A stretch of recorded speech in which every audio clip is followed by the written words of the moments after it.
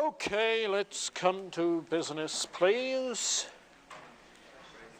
This afternoon we're looking at Descartes' Meditations 3 and 4, which, as you can see, I've entitled Descartes on God and Human Reason.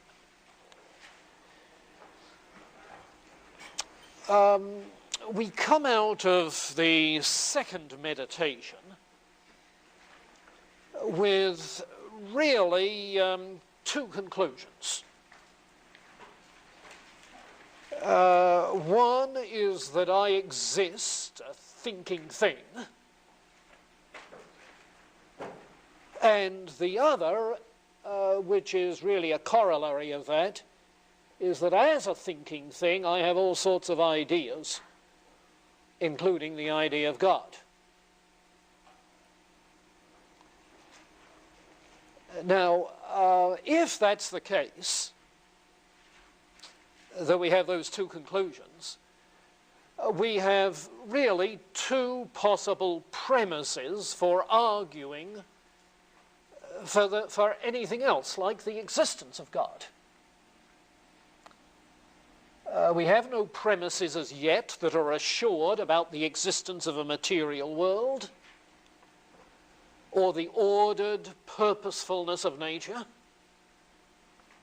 So there's no possibility as yet for cosmological or teleological arguments for the existence of God. All he has to work with is his own existence as a thinking thing and the ideas that he thinks. And yet he finds that's enough. He starts by considering the different kinds of ideas that we have. And there are three such kinds of ideas. There are some which he calls innate, though, as we'll see, they're not quite innate in Plato's sense from a previous existence. They're innate rather in the sense that clear and distinct ideas are innate, native to us, arising spontaneously.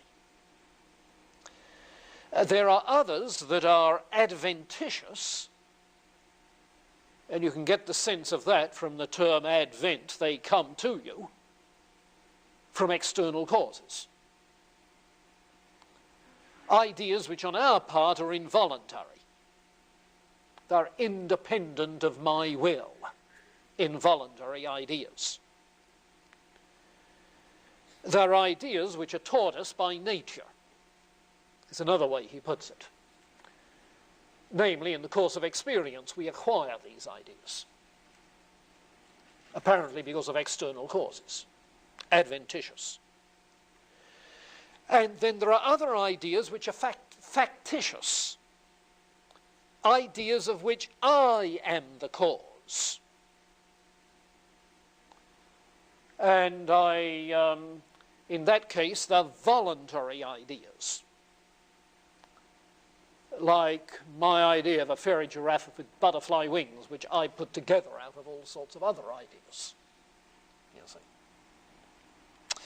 So, three kinds of ideas, and in effect, in this chapter on the existence of God, what he's going to do is to argue that the idea of God is not a factitious one, which I cause. It is rather involuntary. So it's not factitious.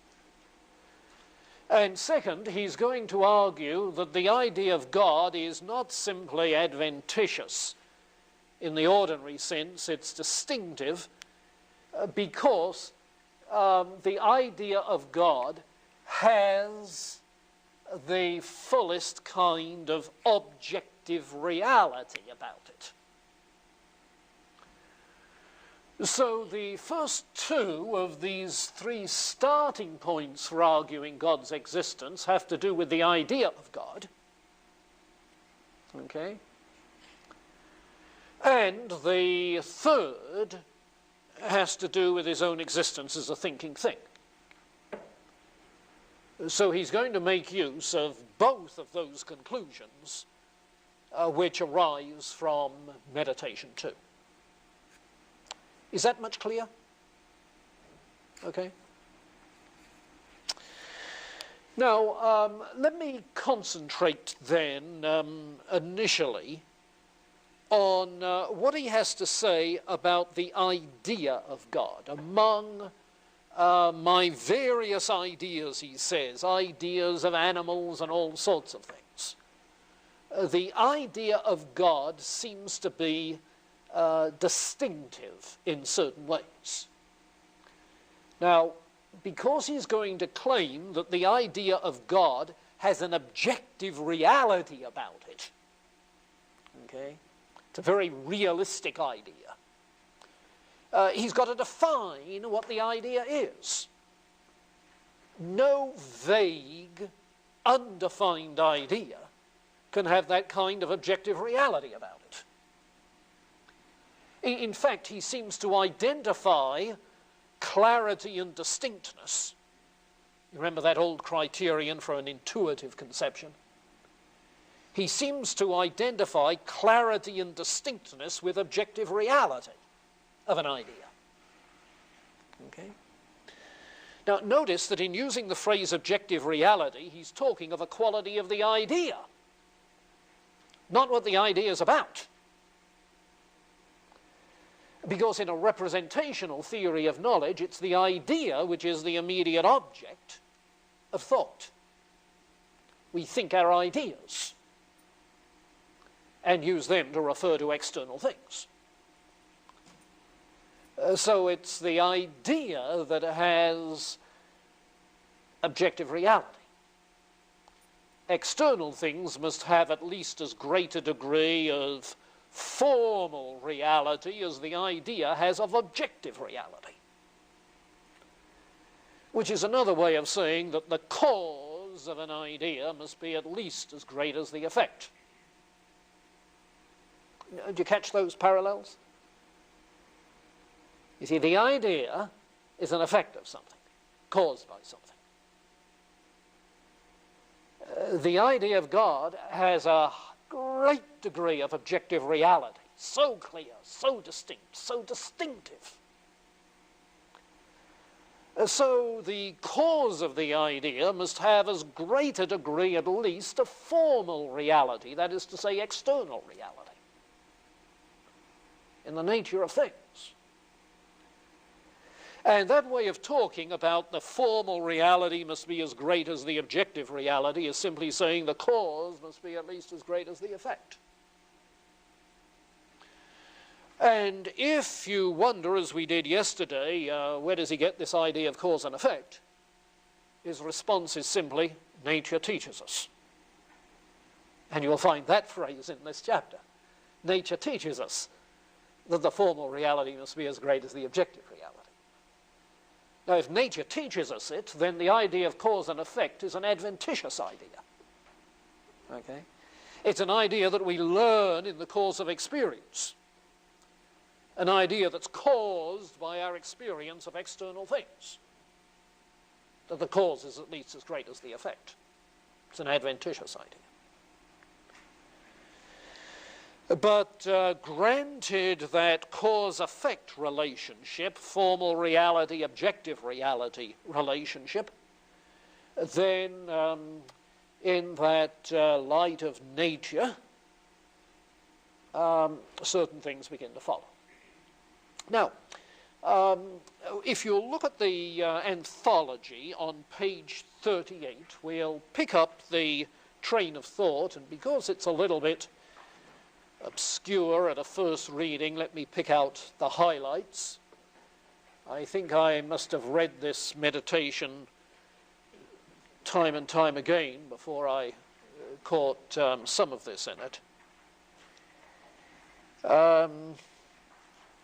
At the bottom of the first column on page 38,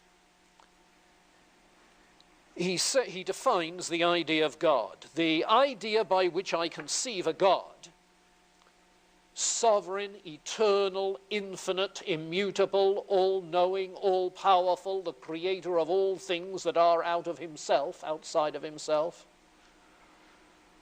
Now, that's quite a well-defined conception of a theistic being, you see. Eternal, infinite, immortal, sovereign, all-knowing, all-powerful, creator of all things outside of himself. This, I say, has certainly in it more objective reality than those ideas by which finite substances are represented. The major distinction being the conception of a being infinite in regards to those attributes. And it's manifest by the natural light of nature, that there must be as much reality in the efficient and total cause as in the effect. For whence can the effect draw its reality if not from its cause? So forth. Then in the bottom of 39, he sums up this immediate line of thought. To sum up, what conclusion shall I draw from it all? It's this.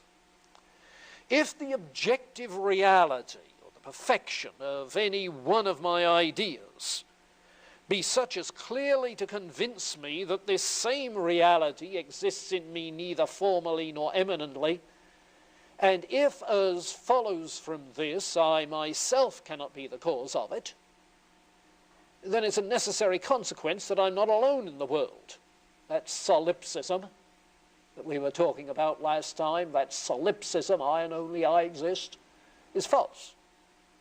There is beside myself some other being who exists as the cause of that idea of perfect being.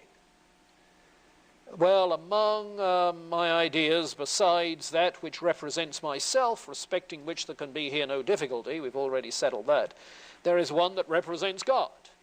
And he zeroes in again on the concept of God. So, all right, there, thus far, what he's doing is setting up the logical apparatus that he's going to use.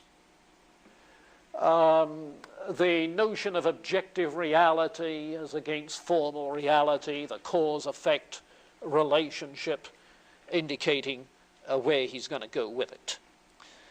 Well, halfway down page 40, second column, well, the middle paragraph on page 40, second column, he comes to the idea of God, defines again, by the name God, I understand a substance, infinite, eternal, immutable, independent, all-knowing, all-powerful, by which I myself and every other thing that exists, if any such there be, were created. Okay, essentially the same definition.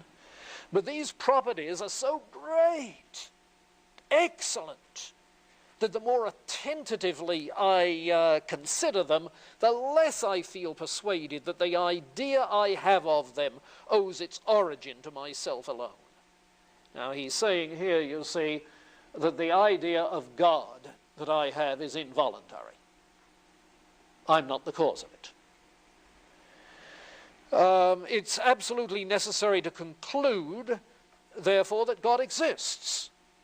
For though the idea of substance is in my mind, owing to this, that I myself am a substance, I shouldn't have the idea of an infinite substance, since I'm a finite being, unless that idea of an infinite substance were given me by some substance in reality infinite. You see, the cause must be at least as great as the effect. Okay? And he goes on at the first complete paragraph on 41 to talk of the idea as very clear and distinct. At the beginning of the next paragraph, it's the idea of a being supremely perfect and infinite, in the highest degree true. Towards the bottom of 41, second column, God is actually infinite, so that nothing could be added to his perfection, perfect in all regards. And he's asking how he himself, then he asks on 42, how he himself as a finite creature could even exist. How come that I, a finite creature, can think of an infinite being? How is that possible if there's no God? So for me to exist, able to think of that, then there must be a God to cause me to exist and to be able to think of that. So that he pulls in these three notions. One, that the idea of God has the fullest degree of objective reality, clarity and distinctness, is the idea of an infinite being. He pulls in the recognition that the idea of God is involuntary on a human being's part. Couldn't have caused it myself. And then, thirdly, the existence of the thinking thing itself, mind, needs explanation. And his conclusion, therefore, emerges at the bottom of the second column of 43. Bottom of the second column. He's just eliminated his parents as the cause. So that the paragraph that ends halfway down the second column of 43, it's necessary to conclude from this that I am and possess the idea of being absolutely perfect, of God, that his existence is most clearly demonstrated. I've not drawn it, he goes on, from the senses. That is to say, it's not adventitious. It's not a pure production or fiction of my mind, it's not factitious. Consequently, there but remains the alternative that it is innate, in the same way as the idea of myself is innate. In truth, it's not to be wondered at that God at my creation implanted this idea in me that it might serve, as it were, the mark of the workman impressed on his work. Not always necessary that the mark should be different from the work itself, but considering only that God is my creator, it's highly probable that he's in some way fashioned me after his own image and likeness, and that I perceive this likeness in which is contained the idea of God. But the same faculty that I apprehend myself. Yes, in apprehending myself as a finite thinking thing, you see, I find an image of the infinite thinking thing, God. The effect bears witness to the cause. So when I make myself the object of reflection, I not only find that I am incomplete and dependent being, who unceasingly aspires after something better and greater, I'm assured likewise that he on whom I am dependent possesses all the goods that I aspire after, and he is thus God. The whole force of the argument consists in this, that I perceive I couldn't possibly be of such a nature as I am, and yet have in my mind the idea of God, if God didn't in reality exist. This same God whose idea is in my mind, a being with all these lofty perfections, of which the mind may have slight conception, without, however, being able to fully comprehend them, who is wholly superior to all defect. So it's sufficiently manifest that he cannot be a deceiver, since it's a dictate of the natural light that all fraud and deception spring from some defect.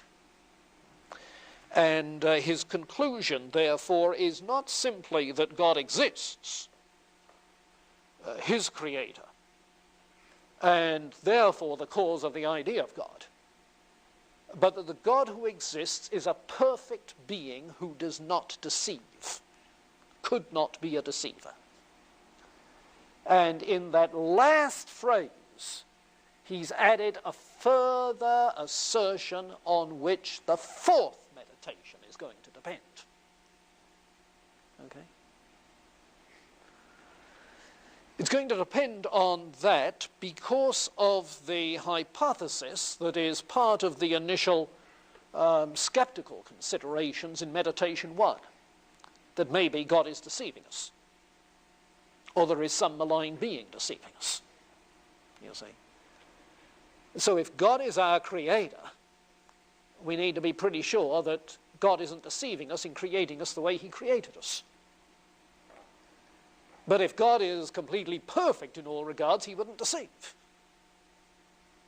So our created faculties are not deceptive. And the line of thought in Meditation 4 develops that theme in dealing with the problem of error. Well, okay, stand back from the argument for the existence of God and look at it for a moment. I suppose the simplest way to label it is that it is a cause-effect argument for the existence of God. A cause-effect argument. I said it's not a cosmological argument. It doesn't begin from the cosmos, the physical cosmos. It's not a teleological argument that begins from the ordered design of the cosmos, like Thomas Aquinas did. But it's still a cause-effect argument. You see, the effect being the existence of a mind and its idea of God. Idea from that. Argument from that. It's not an ontological argument, which proceeded in the case of Anselm by trying to analyze the idea of God and show that it would be a logical self-contradiction to deny the existence of God. That is not what is involved here. But Descartes does, in Meditation 5, develop an ontological argument.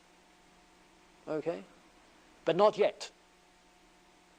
So don't confuse the ontological argument of Meditation 5 with the causal argument of Meditation 3.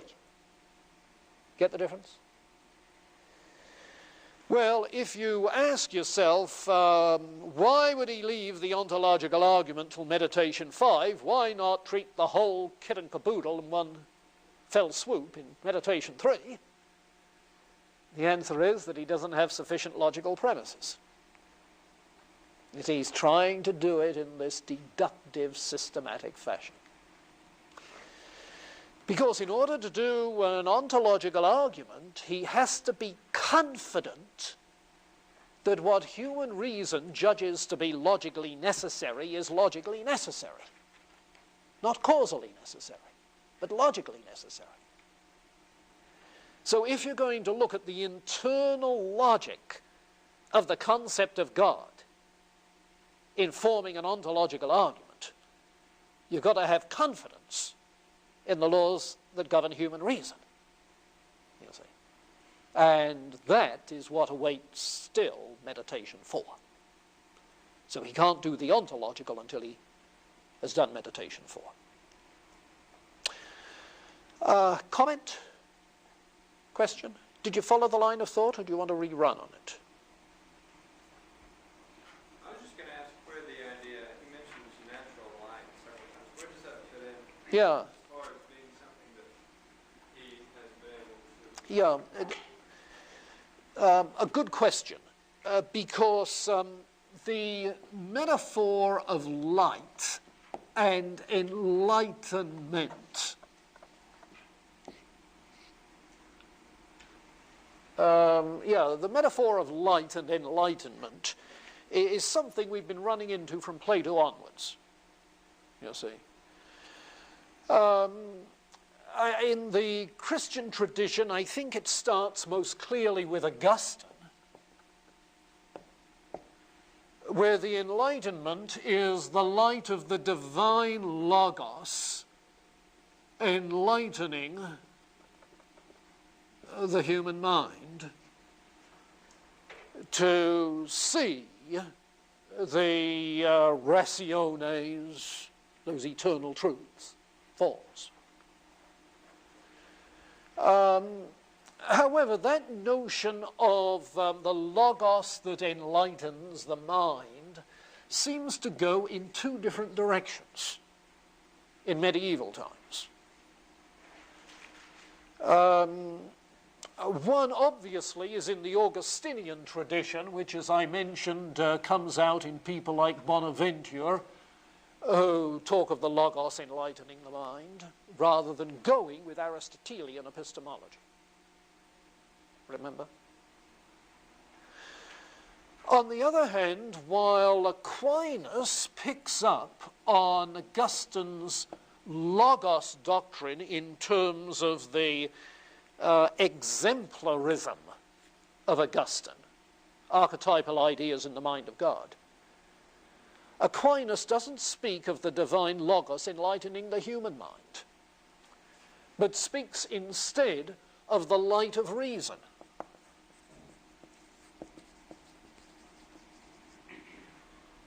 The light of reason. The light, if you like, of natural reason.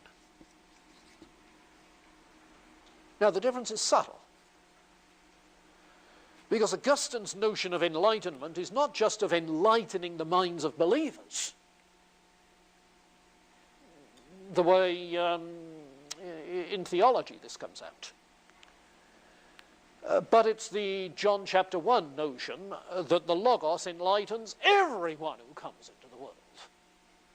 In other words, a general human knowledge of universals is possible because of the light the Logos sheds in the human mind. He's not talking about simply enlightening the mind with regards to what Scripture teaches. No. So it's an enlightening of the mind's natural capacities. Well, here in Aquinas, you see, it is the natural capacity which sheds the light. Not the light on the natural capacities, but the natural capacities shed the light. At least that's the way it sounds in Aquinas. But when you get to Descartes, I think it's explicitly that way. The light of reason, the natural light of reason, the light of nature, you see. And it's that notion which underlies the 18th century enlightenment. God said, let Newton be, and all was light. Where'd the light come from? Newton's scientific reason. You see. Yeah. So I think that's a good question. It catches a distinction between the Augustinian tradition and the Cartesian tradition. Is the idea of this light of reason proved in the fact that since doubts exist, doubting is a type of thinking? Is that how we... Yeah. So that even in the depth of doubt, the mind is not in darkness, but, oh, I see, even in the depth of doubt, I must exist. There's light in the darkness. Yeah. Why does he use the visual metaphor of a clear and distinct idea? You see. Well, there has to be some light in the mind for it to be clear and distinct. Yeah. It seems that somehow, maybe I'm not understanding it properly. If our knowledge of God is dependent upon our ability to think these ideas, Yeah. then it seems that the idea of God is subjective to our ability to think. Well, yes, but so what? I mean, can anybody have an idea of God if they don't think ideas? That's why dogs don't have ideas of God. They don't think ideas. They have sense images, perhaps, but not abstract ideas. Couldn't it then be argued that the idea of God is just subjective? I mean, if we didn't... Yes, there wouldn't be and that's precisely what Marx and Freud and so forth say. But the point is that an idea exists in the mind. The question is not whether the idea exists in the mind, that's a tautology. The question is whether it's true, whether there's anything in reality corresponding to the idea in the mind. Right, so it's not really a proof for God's existence, it's a proof really for the existence of God, the idea. No, the idea of God is something that's given. He said, I have this idea. The question is, where did I get it? You see? He eliminates the fact that it could be a fiction of his own imagination, which means he'd be saying no to Freud. This is not the projection of my Oedipus complex. You see, it's not something I've made up. He says it's not adventitious. It's not something that's been caused by various other factors in my experience. So in that sense, it's not like the idea of some physical body that I've seen. No, it seems it must be innate. An innate idea is so clear, so distinct. You see, this idea of an infinite being is something so great. Now, what sort of a cause does this have? You see? Well, the cause must be at least as great as the effect. It must be the very kind of being that I have the idea of. You see? No, maybe you think the argument is too easy and there's something wrong with it. I think there is. I think there is.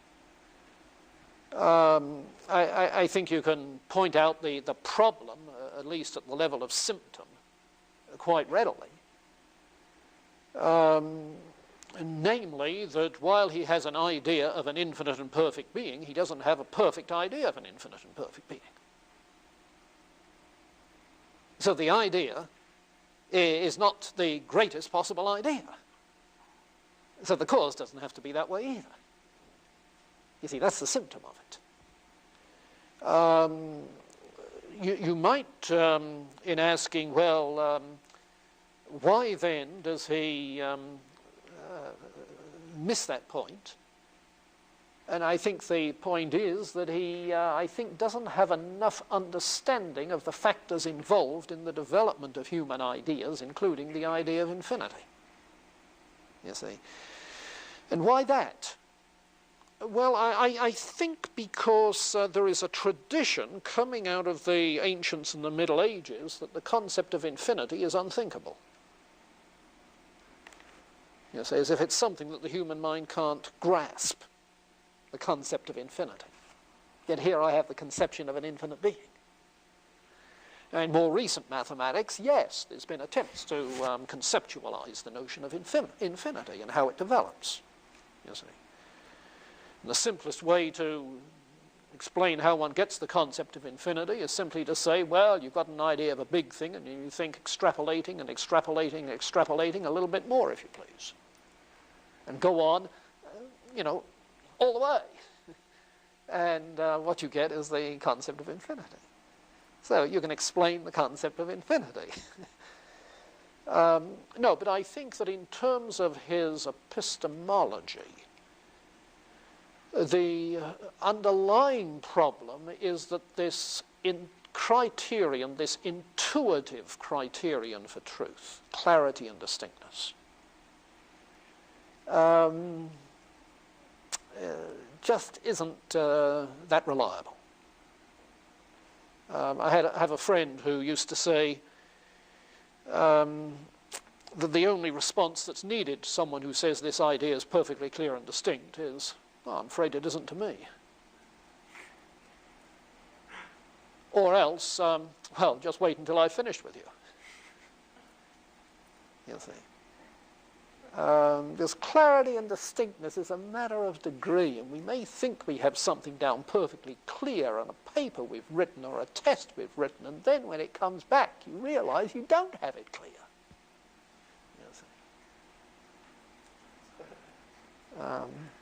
You know, illustration from experience. So I think that's where the problem is. Yeah. But you can see what he's doing, and the thing that I'm trying to stress most in Descartes at this juncture is his method. You see, the limitations of this foundationalist method is what we're discovering as the line of thought unravels. Yeah. David? I was wondering if you could restate premises that he doesn't have right now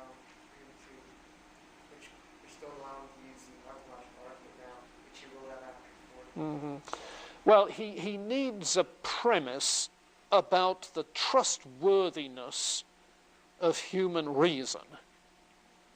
That is to say, the trustworthiness of human reason in following laws of logic which are trustworthy. Yeah. That's what he needs. Isn't he using that now? Okay, and immediately you latch on to a major objection